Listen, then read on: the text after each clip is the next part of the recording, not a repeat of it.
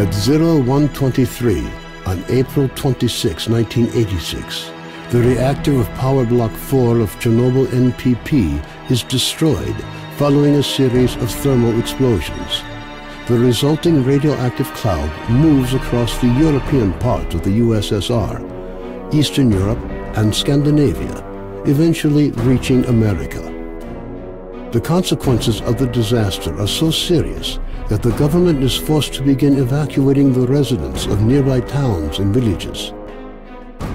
A 30-kilometer exclusion zone is created to stop residents from returning to the contaminated area.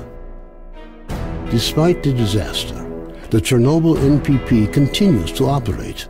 The existence of a power station, as well as the fact that the area is no longer inhabited, leads the Council of Ministers of the USSR to set up a network of secret laboratories in the exclusion zone.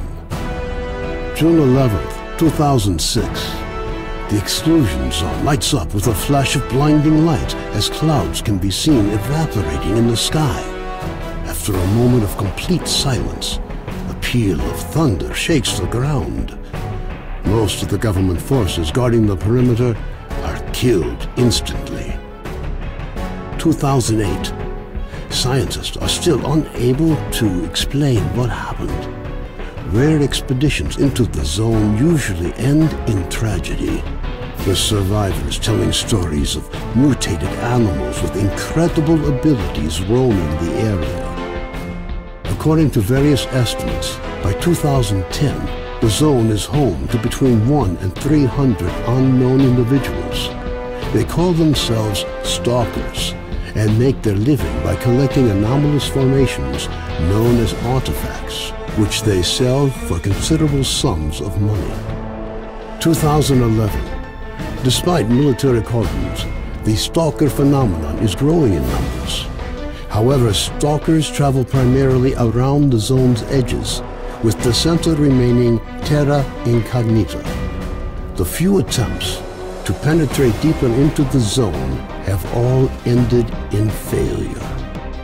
2012. A stalker called S.T.A.L.K.E.R solves the secret of the brain scorcher, a man-made emitter that had blocked the way to the center of the zone for years. After the brain scorcher is disabled, all stalkers rush for the center of the zone. Some in hopes of finding a treasure trove of artifacts, others in search of the wish granter. The government decides to launch a large-scale military operation.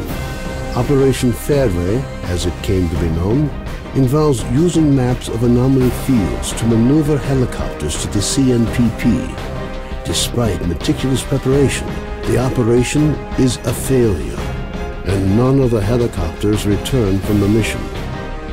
Major S.T.A.L.K.E.R, a USS special agent, is sent into the zone to investigate the disappearance of the helicopters.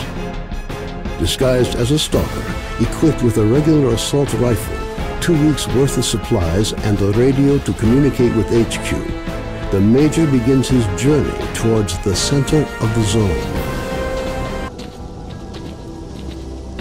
Major, do you read me? Major S.T.A.L.K.E.R here. I read you. Good. As of this moment, you are responsible for completing Operation Fairway. Kowalski and the Stingray squad will assist you. Report. I've managed to acquire documents about experiments carried out in the zone. Furthermore, we've been contacted by a stalker who's been in the CNPP. His name is S.T.A.L.K.E.R, and he's offered us his cooperation. Roger. Accept his offer. You know what caused our helicopters to crash? Yes, I have the data, and S.T.A.L.K.E.'s information confirms it. The helicopters were hit by anomalies after their locations changed during the emission. The anomaly map issued to the pilots turned out to be useless. Good. That means we have until the next emission. You'll be collected together with the stalker from position B28. Stingray squad will be evacuated with you. The birds are already in the air. Over and out. Всех перекинуло! Свалил одного!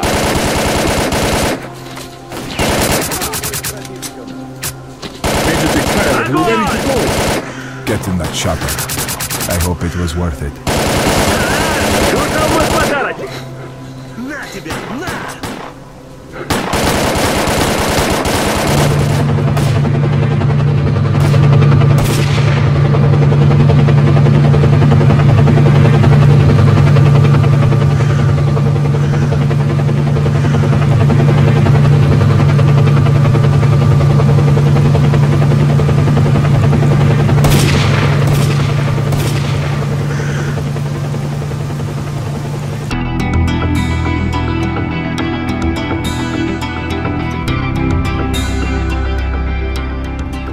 As a reward for successfully completing his investigation, S.T.A.L.K.E.R was offered a promotion to colonel and the position of mission coordinator. He declined the opportunity to work at the HQ and submitted a personal request to be sent to the zone as the USS Permanent Observer. The information about the development of psi devices obtained by S.T.A.L.K.E.R alerted USS commanders. All the information gathered on X-designated laboratories was removed from military archives and filed as top secret. All personnel working in the zone were ordered to prevent the disclosure of information about the laboratories at any cost. Several experimental samples were made on the basis of technical documents for Item 62. Following a set of test trials, it was decided not to go ahead with large-scale deployment of the weapon due to the high cost of ammunition. Nonetheless, it would be reasonable to assume that further development of the Gauss rifle is ongoing. Skadovsk became home to any and all who could reach it. Fierce stalker resistance did not stop the bandits from making regular and ultimately unsuccessful attempts to establish their so-called order on the ship.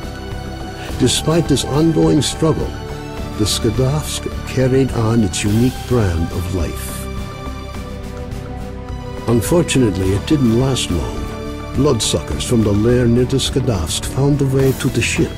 When bloodsucker attacks began to occur, even in broad daylight, it was decided to mount an assault on the lair.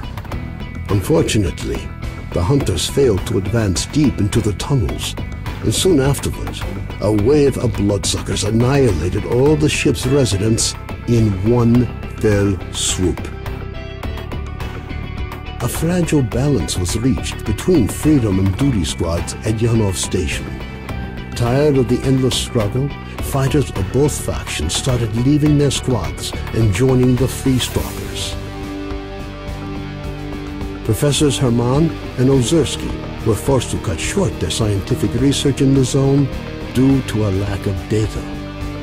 On returning to the outside world, the two scientists proceeded to engage in unrelated work.